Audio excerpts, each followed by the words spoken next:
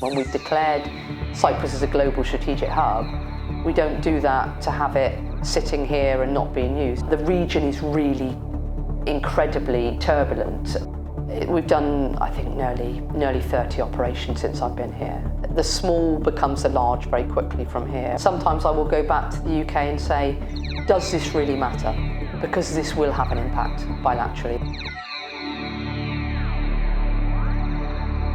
I am the defence advisor to the High Commissioner here in country. I am the MOD's representative here on island in terms of providing advice and guidance on anything we want to deliver from a defence perspective, and I'm also the Chief of Defence Staff's representative on island in terms of the defence bilateral relationship with the Republic of Cyprus. You alluded to the fact that the job role was a bit different to what you thought it was going to be. Can you tell us a bit more about that? I hadn't realised how integral defence was to UK interests here on island, and I hadn't realised perhaps the extent of some of the colonialism and the legacy historical relationship here and how that colours interactions today. Everything is looked through a lens of history here, and it was really important I understood the sensitivity of that as a defence advisor. And there's a commander of British Forces Cyprus here. How does your role differ to theirs? So they very much sort of focus on the operational delivery. They enable operational activity from Ireland, and a huge amount, obviously, as you're aware, happens from Cyprus. My role differs because I work in lockstep with the FCDO. So my job is to ensure that across government we are ensuring that defence interests are protected and projected. Is there potential for that relationship to be problematic because of the two roles you both have? Always. The reality is it's paper, scissors, rank, and it could be like that. It's not like that though. I mean, the reality is we have a healthy respect for each other. The relationships are really important. We work, there's a lot of it's symbiotic in terms of what I'm trying to deliver and what he tries to deliver, and a lot of what I will need to represent is generated from British Forces Cyprus. So it's a respectful relationship. What are some of the significant operations and crises that you've dealt with during your time here?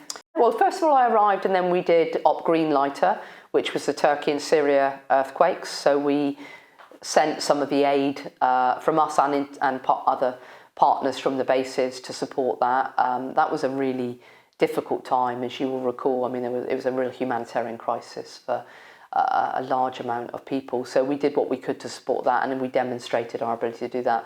Then we did Polar Bear, which was the Sudan evacuation. I was the crisis manager for that, so worked in an FCDO role really, but my job was to ensure that we coordinated the FCDO response to that in country, working with our bilateral partners through ESTIA, which is the Cypriot response to a crisis, to be able to bring back a large number of UK citizens, and dual nationals back to Cyprus as a temporary safe location, and then onward to back to the UK. So we did that also on behalf of 23 different international partners. Incredibly important for UK influencers, again, demonstrating to other partners that we can punch above our weight and coordinate such an evacuation. So that was important. We had a crisis on island with Pila, with a bi-communal village that effectively had conflict there about a road that was being built by the north, and that was hugely contentious, and we had to have a very careful dividing line there between UK interests in terms of managing that crisis within a UN framework, but then also ensuring from a UK citizen perspective. I mean, 20 minutes away from that crisis, and it was big, there were bulldozers running over UN vehicles. There were 3 UK soldiers that ended up in hospital, 2 Slovak soldiers that ended up in hospital, UN soldiers. There were tourists on beaches having their holiday, and the two didn't meet each other, quite rightly. And the reality is we have to protect UK tourism, we have to protect tourism because that's key to the bilateral relationship. So I think that was really important as a crisis to manage that carefully, and we did that. And then you've obviously got Israel-Gaza and what that, as that unfolded, a huge defence contribution to that, and then the maritime corridor, working first with Cyprus and then with international partners, particularly the US, in terms of delivering that effect and getting aid to very important cause to the humanitarian agencies in Gaza. The small becomes the large very quickly from here, and I think that's really important to understand. I think that, from my perspective, we've done, I think, nearly 30 operations since I've been here, ranging from sort of routine operations through to the more, challenging ones, the crises ones. So that's been super interesting professionally, but really hard work to try and ensure that we get that right. And when you've got so many different partners trying to compete for their own interests, that's really hard to ensure that UK gets the leverage and influence that it needs, and that we have the persistent engagement that we need to have here. And those relationships are worth their weight in gold. So if I get it right in when it's peaceful, then when it becomes difficult, you can leverage them in a way that maybe other nations that aren't represented here as a DA aren't able to, because I'm a known quantity. I think Cyprus, I hadn't realised the complexity here. So working with so many different organisations here has been fascinating. Working with the extent of multi-domain operations has been interesting here. I don't think any job could interest me, could fulfill me, could challenge me as much as this job. I don't know where I could go in the globe that would be such a fascinating country to work. I love Cyprus. I love the people. I love the food. I love the family tradition here. I love everything about the country. And so what characteristics would you say are needed to fill out the role of Defence Advisor in Cyprus? Patience. Strategic patience, the long game. Everything, no matter how fast the UK wants to move, and the MOD has an appetite to move quickly very often, my job is to ensure that we preserve long-term interests and to ensure that what we want to deliver in short-term effect does not impact upon the long-term longevity of that relationship. Because again, trust is really important in this relationship. Arguably, that's been a challenge. Amongst some, a posting to Cyprus is a sunshine posting. To many, it's a holiday destination. How accurate would you say that is?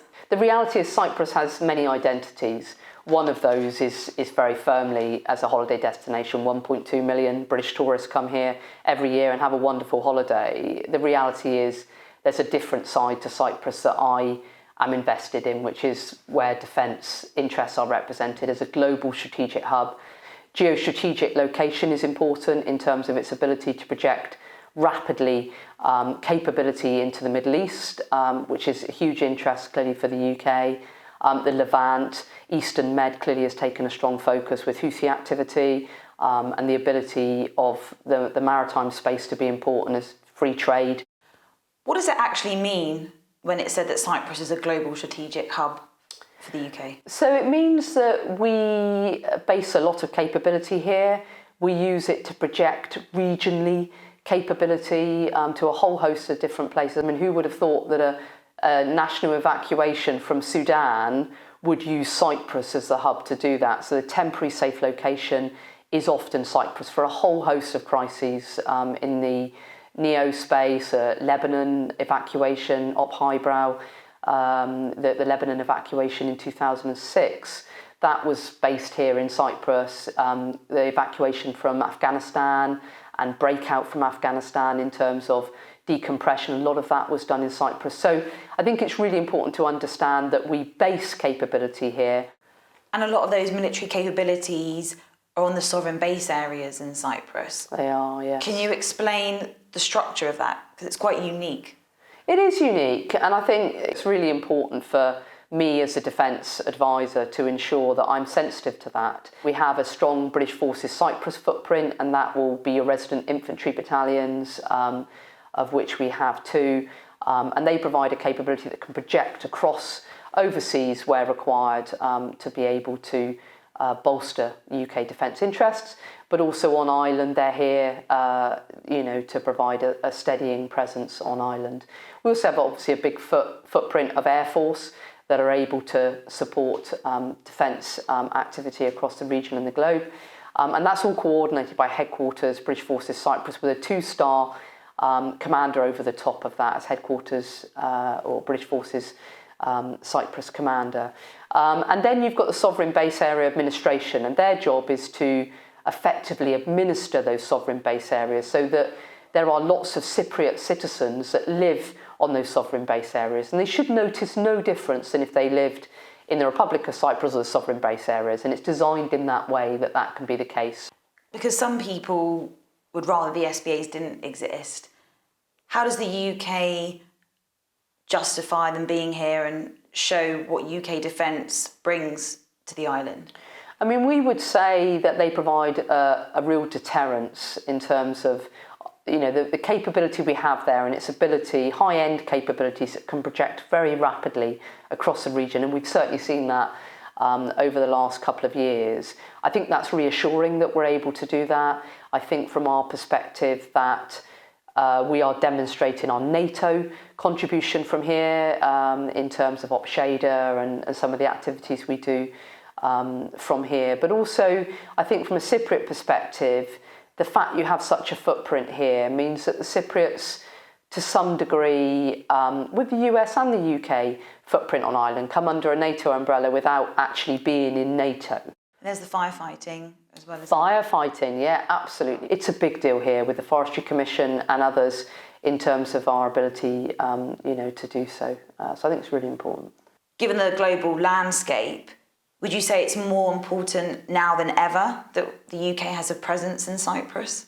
Absolutely. The region is really incredibly turbulent, and has been demonstrated repeatedly that we've needed to demonstrate force from here to be able to support our partners, particularly the US in the region, and I think that's incredibly important. But I think what Cyprus has represented is a benign nation within a difficult neighbourhood that has its own relationships that ensure it continues to be benign in the way that it operates. But I think Cyprus is projecting itself far more importantly to be an international presence, and we saw with the maritime activity, I mean the UK operationalised the maritime corridor that we were looking at in December 23 with RFA Line Bay to be able to work with the Cypriots alongside to be able to project you know, aid to Gaza. The fact was the UK demonstrated its steadfast partnership with Cyprus by being the partner that stood alongside and said we will operationalise it, and working with Cyprus we're able to do so. So we've demonstrated that it's multi-domain here, whether it be in the air, whether it be in the sea, or whether it be on land. We have a robust capability here within a global strategic hub to deliver effect across all three of those domains across the region and the globe.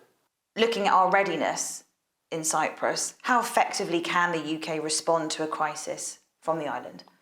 So I think we have to remember that these crises are very rarely purely defence crises, so it has to be a response that's coherent, that's developed across government, and therefore the UK MOD moves very quickly. We have to project rapidly force and command and leadership into an environment. So the Joint Forces headquarters will be here very rapidly. We also have a headquarters that is ready and set with all its infrastructure, ready for Joint Forces headquarters to just basically plug and play. Do you ever find yourself in conflict that you're military personnel but working in the High Commission for the Foreign Office when it comes to responding to crises? Always. The reality is, you know, we speak a different language, we operate very differently, and I guess I'm almost an interpreter sometimes to sort of demonstrate why the UK MOD and defence activity is operating in the way it will, and I will sort of talk about timelines for logistics and how long it takes for us to be able to be ready as a force, for people to become acclimatised, for all the necessary equipment to be issued. So they will understand that, whereas the FCDO, when they go somewhere, they very rapidly get given what they need and they're able to project when they arrive, but they can only do that because of the security and defence envelope that we provide for them to do so. So I will get pulled into FCDO activity, and I have to be clear and say, no, I am the expert on island about the bilateral relationship. So it's really important that I am available for key, you know, COBRA meetings or whatever, to be able to feed in how important, you know, certain aspects, how certain ways that we're doing things are landing with Cyprus, so they understand regionally how that's impacting. You're in a country that's in the European Union, the UK is not. The UK is in NATO, Cyprus is not. You also have the UN on island. Can you explain in a bit more detail how you navigate that? Of course, Sophie. It's a diplomatic dance, to be honest, because Cyprus is really important. The Optosca force is important. We have a strong footprint as well in United Nations forces in Cyprus headquarters. However, we have to protect the neutrality of the UN, so the UK sort of separates ourselves as a British High Commission from the UN in terms of ensuring that we're not seen to be interfering, because the reality of that is we would get complaints from the north saying that we were showing an unfair interest to the Republic of Cyprus potentially, and the Republic of Cyprus would say we're showing an unfair interest to the north. So it's really interesting to see how the UN force works, but we're incredibly proud of that Optosca force, and it's been in place 60 years effectively, a long time. Does that then work in terms of the European Union as well, where they're a member and the UK isn't? So for instance, if you look at the coalition of the willing at the moment and some of the conversations that are taking place there, which France and UK are at the leading edge of, Cyprus is part of those conversations. You wouldn't have seen that. Even 5 years ago, I don't think you would have seen that. And now you are seeing Cyprus at the table having conversations on a mutually important issue in terms of Ukraine. In December 2024, the UK Prime Minister came to Cyprus for the first bilateral meeting in over half a century. How significant was that? As you can imagine, it was hugely significant. The High Commissioner had only been in post for, I think, about 3 weeks when he arrived, but it was really important to demonstrate the strength of that relationship. That came on the back of an inward visit from President Christodoulidis back to the UK to see our Prime Minister, and at that meeting they said, President Christodoulidis extended an invitation to the Prime Minister to come back. Who would have thought he would come back so soon? And he did. And I think that was very powerful. The bilateral interaction was important. That was the first visit that he did to ensure that we demonstrated the importance and primacy of that bilateral relationship. So he met the President, they discussed what they needed to discuss, and the National Security Advisor from the UK met with his counterpart, and again, that is important. And I think what was also important was, what that demonstrated about how important Cyprus is to us, and that we care deeply about the relationship and investing in that, not just about our own interests, but about what the bilateral relationship represented and how important that relationship is to our own interests across the region, but also in terms of the longevity of trust as a reliable partner with Cyprus. And the Cypriots want to work with us. The Cypriots like working with the UK, but it's important that we don't take advantage of that, and we understand that Cyprus interests need to be well represented as well, and sometimes, we're not always aligned with that. But I think crisis-wise, we've seen how important Cyprus is to managing those crises. How do you manage those sorts of crises? So I think it's about protecting UK equity. It's being clear about what the UK wants to deliver and how important that is. And sometimes I will go back to the UK and say, does this really matter? Because this will have an impact bilaterally. They will not be happy with it. If it matters, I will go in and have the conversation. If it's discretionary, we need to make a decision, whether we're happy to let this one go because there's a bigger conversation that needs to take place downstream that I need to preserve. So my job is like a game of chess to determine whether this move is the important one to make, or whether we preserve that move and we because a more important one is coming up. So it's a long game and it's a strategic game. And sometimes we'll step up and we'll say, this really matters, and I will have some very, very difficult conversations that will not go down well. But hopefully, if I've built the right relationships, which I think I have, I'm able to have those conversations in such a way that I can go back in and have another conversation. It's not the door is slammed and, off you go, Vicky, you're not going to darken our doors again. It's a respectful relationship that knows that I'm speaking with the voice of the UK. I'm not speaking with my own voice. So it doesn't matter what I think, ultimately. It matters what the UK thinks. And if the UK cares about it, regardless of whether I've got a close relationship with someone, I have to have that conversation. It's not discretionary. I have to go in and have it. And that's difficult sometimes. It really is. But that's my job. That's diplomacy. On a daily basis, I will say, are you sure? Are you sure you want to do this? And, I will have conversations that, are difficult conversations. And they're really interesting conversations. So you can't be a good neighbour and a bad friend. You have to be one or the other sometimes. So diplomacy is really, defence diplomacy is fascinating. You know, the narrative is, and we're very clear about it, there's no evidence that demonstrates that the UK bases are changing the threat picture to Cyprus, but the reality is, you know, we do a lot from here, so it's difficult. How did you handle that conversation? Difficult, with difficulty. I think the reality is, you know, how do you handle that conversation?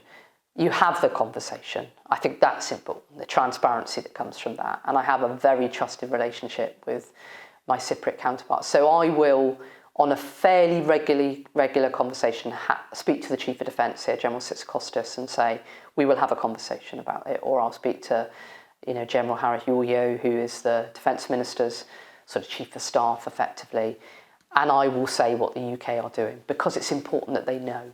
And we have a no surprises approach here. So we've been very clear that where possible, we will inform them as to what the UK are doing, because it's important that we're respectful to their interests. And if it in any way is domestically going to go down badly, and we do get protests outside the bases, that they understand forewarned is forearmed. And we need to demonstrate why it matters. They need to understand these aren't whims.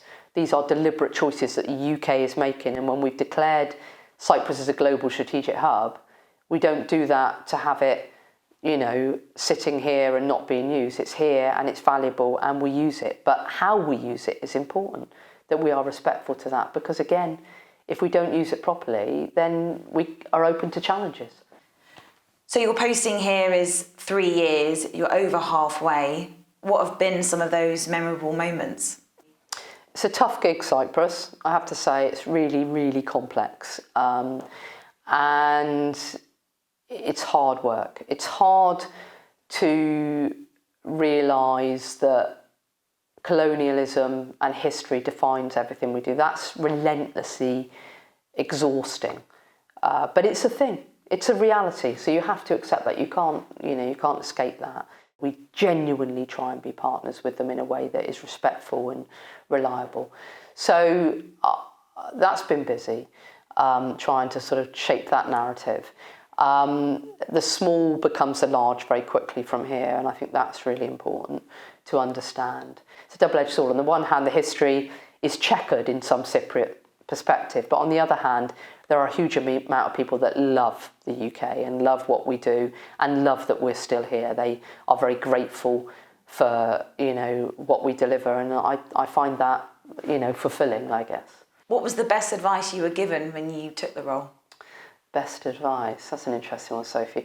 I think expect the unexpected is key. I think you need to understand that diplomacy is surprising. You never know when you go into a conversation with your bilateral partners how it's going to evolve. So you will go in there with a set of different points that you wish to land on behalf of UK defence, and they will throw something at you that you think, oh, that's really interesting.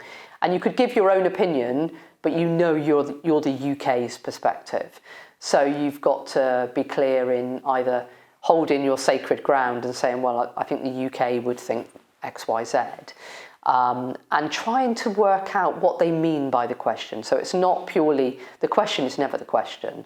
Underneath it, it's working out, they're watching you to see how you're going to respond, whether you're surprised by that or whether the UK, it's about the sentiment that you wrap whatever the narrative is, and the fact that you look them in the eye and say, well, the UK cares about that deeply. The UK absolutely would wish to be involved in that. So I think it's a huge responsibility, but one that I don't take lightly. I tread very delicately and sensitively with it, but one that I think is fascinating, to be the custodian of something so important. If this is so important to defence, and my job is in owning that bilateral relationship on behalf of the Chief of Defence Staff, what a responsibility for me in my career to be able to have that opportunity to advocate on behalf of UK defence and to protect UK defence interests, so that the DA in 30 years' time is still having those conversations. If I get that right and hand over the baton to my successor in a better place, and I do think it is in a better place than when I took it over, then I've been successful. When you inevitably do your handover, what advice would you give them in a nutshell if they remember one thing that you say to them? The relationship matters. I think don't take it lightly. I think that's really important. It's incredibly important that we make sure we get that right. It really does matter. What's one thing that you want people to know about the importance of the relationship between Britain and Cyprus? I think that it's trusted, it's reliable, it's steadfast. We are not here for our own UK interests. We are here because we see this very much as a global and regional presence. We see this as an important, linchpin of our UK defence interests, but also NATO defence interests, of regional interests, and we reassure our partners by being here and how we're able to do that.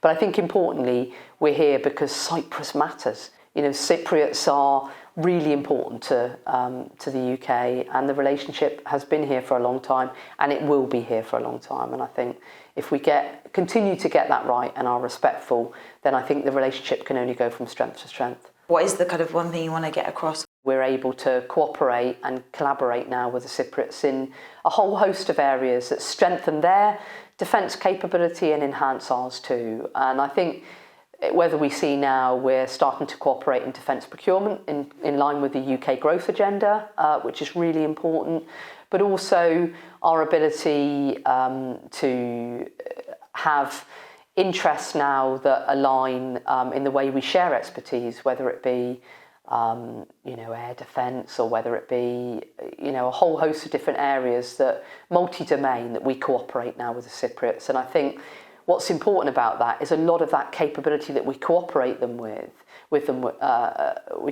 with comes from the bases. So they've recognised that the bases provides a ready capability that they're able to benefit from in terms of expertise and the ability to strengthen the National Guard. And I think that's incredibly important.